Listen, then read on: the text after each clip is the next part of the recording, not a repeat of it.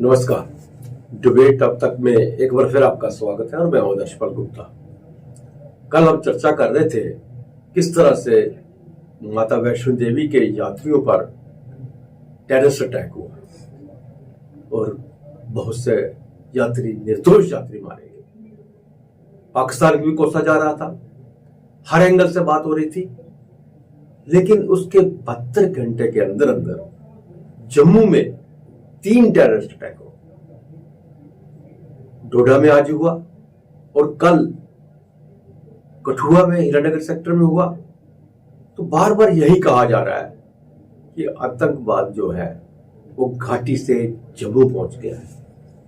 रजौरी में था, पुंछ में था, लेकिन कटरा के यात्रियों के बाद यही बात सामने आ रही थी कि अब जम्मू के बहुत नजदीक है।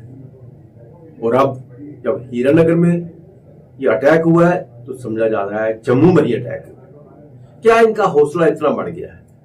क्या रीजन है कि नई सरकार के बनते ही ये आतंकवादी घटनाएं जो है बढ़नी शुरू हो गई है, एलओसी पे भी और इंटरनेशनल बॉर्डर पे भी।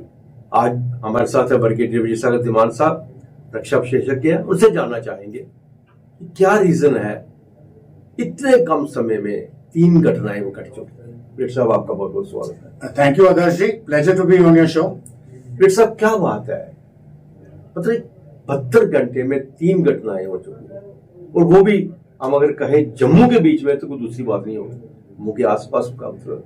और हीरानगर तो बिल्कुल हाईवे पे है, गेटवे ऑफ जम्मू है, लखनपुर से हम आते हैं। अगर रियासी की बात करें तो वो भी दूर नहीं है, डोडा भी देखो वहां भी हो गया आज। मतलब ये चारों तरफ से क्या कुछ जाल बुना जा रहा है, क्या चीज है? देखिए, जो ये घटनाएं हो रही हैं, ये कल भी हमने जब बात करी थी रियासी के बारे में, तो मैंने आपको बताया था कि उन्होंने पहले घाटी में जब उन पे शिकंजा कसा गया, they shifted to Rajouri Poonch. Detail में बताया था मैंने आपको, रजौरी पुंछ और मुगल रोड से करा। अब वहां पे भी कस गए हैं, तो अगला जो ऑप्शन उनके पास था वो था रजौरी, कालाकोट, रियासी, जम्मू रोड।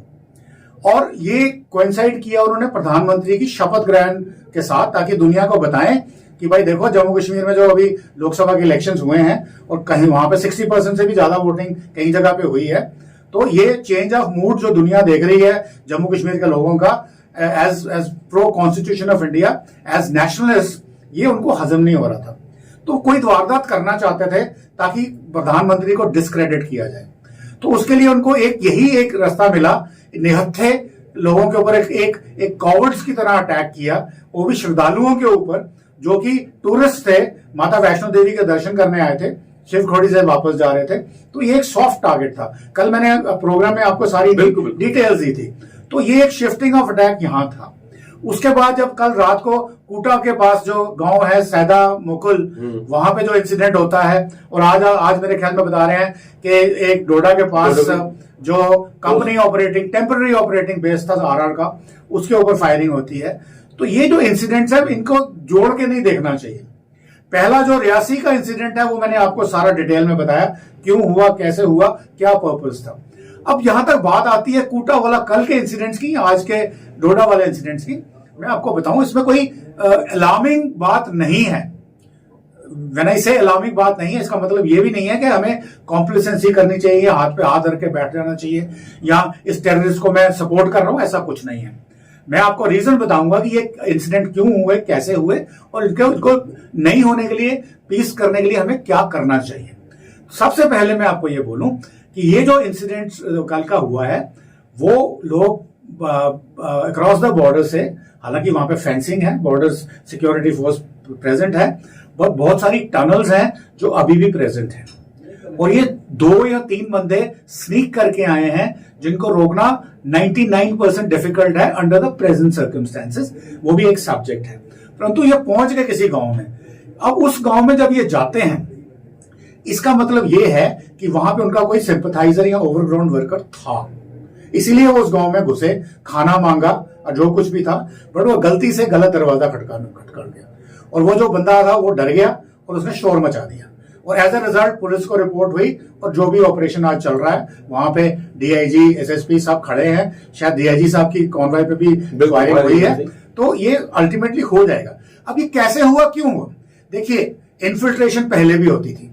रजौरी पुंछ में आपने शिकंजा कस लिया, अब उनके पास कोई चारा नहीं था कि वो इंटरनेशनल बॉर्डर, जिसमें पहले भी इंटरनेशनल करते थे, और जितने भी आरआर डिप्लॉयड है इस इलाके में, जम्मू इलाका मतलब कठुआ, भद्रवाह, किश्तवाड़ वगैरह, मैं आपको बताऊं ये इन्फिल्ट्रेशन रूट्स जो थे, ये बेसिकली जो गुजर बकरवाल माइग्रेट करते हैं up and down as per the season, ये वो रूट्स हैं जहां पे पॉपुलेशन बिल्कुल खत्म है, हाई रीचेज हैं, और वो उनके रास्ते हैं। रास्ते में उन्होंने ढोक्स बना रखी हैं और कहीं कहीं पे स्टैकिंग भी होती है खाने पीने की, तो ये उनका फायदा उठाते हैं। 2 या 3 आदमी के लिए स्नीक करना मुश्किल नहीं है। पहला रूट है आपका उधमपुर से शुरू होता है और ये जाता है टुवर्ड्स योर खैरी घाटी के ऊपर से, खैरी रिज के ऊपर से मरमात में जाता है, क्रॉस करता है चिनाब को, तो उसके बाद ये जाता है किश्तवाड़ की तरफ, जो आप गुलाबगढ़ की तरफ, और वहां से सिंथन पास और तराल के जंगल और Anantnag, that is south Kashmir. ये एक ट्रेडिशनल रूट था।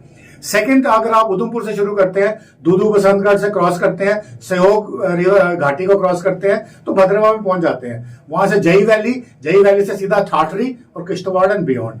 फिर उसके बाद तीसरा रूट है जो बनी से चलता है, और ये रूट चलता है बनी से आगे जाता है चित्रा गली, और उसके बाद भद्रवाह, और ये अपनी ये गंडो वैली से होता हुआ सीधा किश्तवाड़।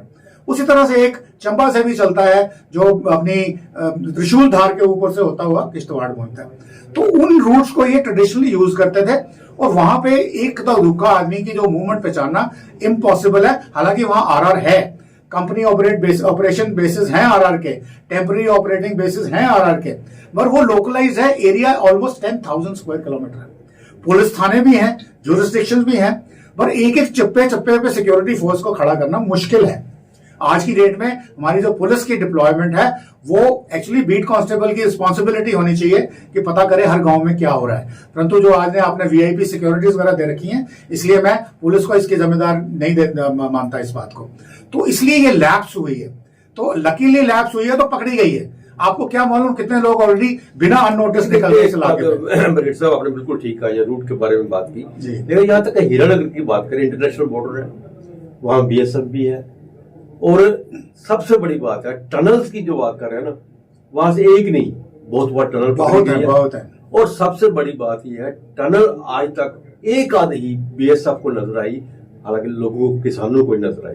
टनल बनती है, टनल निकलती है, वहां क्यों नहीं पता चलता? अगर उसे बेई नाला है, बेई नाले की तरफ से वही रोड एक बार नहीं बहुत बार वहां से निकल गया। मैं बिल्कुल उसी पॉइंट पे आ रहा हूँ जो आप आज सवाल पूछ रहे हैं। अगला पॉइंट मेरा वही था, क्योंकि टेरेन इस किस्म का है, चाहे फेंसिंग लगी है, उसके ऊपर सीसीटीवी कैमरा है, उसके ऊपर वॉच टावर्स हैं, और उसके बाद वो फायर से भी कवर किया जाता है, 100% सील करना नामुमकिन है। अब यहां पे अब फिर सवाल उठता है कि क्या होना चाहिए? अगर 100% सील करना, आप और बढ़ा दें यहाँ पे सिक्योरिटी फोर्सेस की तादाद। देखिए 10,000 या 12,000 स्क्वायर किलोमीटर का एरिया है, कैसे उसको कवर करेंगे? इम्पॉसिबल है, इम्पॉसिबल। कश्मीर वैली से ज्यादा बड़ा एरिया ये है। तो उसके लिए जैसे अगर आपको याद हो कि जनवरी 22 में जब पहली बार डांगरी इंसिडेंट हुआ था, तो गृह मंत्री वहां गए थे, उन्होंने इमीडिएटली अनाउंस किया था कि 18 कंपनियां सीआरपीएफ की और लगा देंगे। उस दिन भी शायद मैंने आप ही के शो पे बोला था कि ये कदम ठीक नहीं है। आज तक हम 35 साल हो गए हमें सीआई का ऑपरेशंस करते हुए, काउंटर इंसर्जेंसी। ये जो है ऑपरेशंस अपनी जो महत्ता है उसके पीक पे पहुंचे हैं। इसके बाद कुछ और होना चाहिए, ये काफी नहीं है।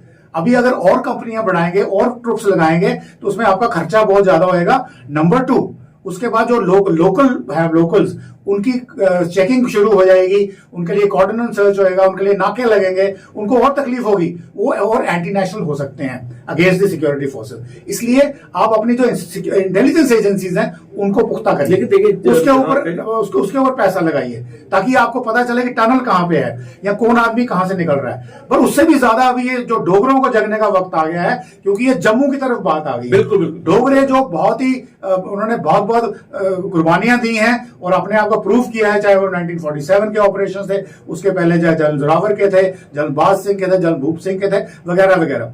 आज एक कॉमन डोगरे को उठ के आना होगा अगर उसको पीस करना है। तो वो इसलिए ये कैसे हो सकता है? अगर 2 आदमी भी आए पुलिस की गिरफ्त से वो छुप के आते हैं, उनको पता पुलिस कहाँ है, उनको पता है आरआर कहाँ है, उससे वो छुप के चलेंगे। पर यू मीन टू से कि वो दो आदमी अगर मान लो 100-150 किलोमीटर का सफर करते हैं, उनको एक भी सिविलियन रास्ते में नहीं मिलेगा, और वो अगर मिलता है तो वो 100% हर बारी अपने वेपन्स को छुपा लेंगे या अपनी शक्ल को छुपा लेंगे, क्योंकि आफ्टरऑल लोकल्स की शक्ल कुछ और है, जो क्रॉस बॉर्डर है उनकी कुछ और है। नहीं, हमारा ये कुछ बेल्ट ऐसा है जिसमें बहुत कम डिफरेंस है, तो उनकी बिल्कुल। तो सिविलियन को अभी आके बोलना है कि देखिए मैंने एक सस्पिशियस मूवमेंट देखी है, तो मुझे रिपोर्ट करना है पुलिस को या आर्मी को या सिक्योरिटी फोर्सेस को। अब उसके लिए एक तरीका चाहिए, जैसे आपकी स्कूल बसेस चलती हैं, हर स्कूल बस के पीछे लिखा होता है कि in case driver is at fault, rash driving है, नंबर प्रिंसिपल का, एसएसपी ट्रैफिक का, आईजी ट्रैफिक का, कि भाई इसकी रिपोर्ट करिए। उसी तरह से इंसिडेंट को भी रिपोर्ट करने के लिए हमें एक सिस्टम चाहिए जो सिक्योरिटी फोर्सेस या गवर्नमेंट की तरफ से इनिशिएटिव आना चाहिए। जागरूकता बहुत जरूरी है। यदि तो ये हवा है ब्रिगेडियर साहब, 14 महीनों में 18 हमारे सैनिक मारे गए और 10 जो है सिविलियन मारे गए। इस तरह से अटैक होते रहे और हम अभी भी ना समझे, जिस तरह से आपने कहा कि बॉर्डर इस तरह का है जिसको बंद करना, जिसको सील करना नामुमकिन है, जिसको लिफाफा तो है नहीं, गम लगाई हमने सील कर दिया। हमें खुद इस पे नजर रखना। इसीलिए मैंने बोला ना, जितने भी आपके पॉलिटिकल पार्टीज हैं वो इसको राजनीतिक फायदे के लिए यूज कर रहे हैं, और वो गलत बात है। अगर मुझे आज एक नई चीज जो लानी है, जो मेरे डोगरे भाई हैं इस इलाके में, सबको जगना है अभी, और जग के वो उनको बोलना है कि भैया कल को ये मेरे साथ भी हो सकता है। आज ये दोनों टेररिस्ट मारे गए सुबह, बिल्कुल बिल्कुल, लेकिन यह खत्म नहीं हुआ। और ये जो डोडा का इंसिडेंट है, अगर आपको याद हो, डोडा के नीचे एक जगह है सुईगांव। सुईगांव से आप कुछ ठाठरी की तरह अगर मेरे ख्याल में 10 किलोमीटर जाते हैं तो ये टेम्पररी ऑपरेटिंग बेस ऊपर नजर आता है। तो आपको पहले बात आएगी कि ये फौजी वहां चढ़े कैसे। उसके आस पास गांव हैं, वो बिल्कुल हाइट पे बैठे हुए हैं, और टेम्पररी ऑपरेटिंग बेस मींस कि वहां पे 10-15 से ज्यादा जवान नहीं होंगे। तो उनके ऊपर कहीं से छुप के फायर करके कहीं निकल जाना कोई बड़ी बात नहीं है। हालांकि उनको नुकसान कोई नहीं हुआ है, परंतु इंसिडेंट बन गया, एक पब्लिसिटी आ रही है, और उनका पर्पस ही वही है कि हम गवर्नमेंट को हमने डिस्क्रेडिट करना है। सही कहा आपने ब्रिगेडियर साहब, आपने हमारे दर्शकों को ये सब जानकारी दी, इसके लिए आपका बहुत बहुत धन्यवाद। बहुत बहुत धन्यवाद। आई एम श्योर अगर आप डोगरों को जागरूक कर सके तो आई एम वेरी श्योर आपकी चैनल से आप पहुंचेंगे सबसे ज्यादा। धन्यवाद बहुत बहुत आपका। नमस्कार।